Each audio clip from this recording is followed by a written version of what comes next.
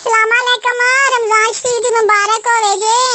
नमाज़ां शमाज़ां पढ़ियो, रोजे रखियो, कुरान पाक पढ़ियो, बहुते बहुते पढ़ो, रज रज के पढ़ाइयां करो, दुआवां करियो साडे सब मुसलमानां वास्ते।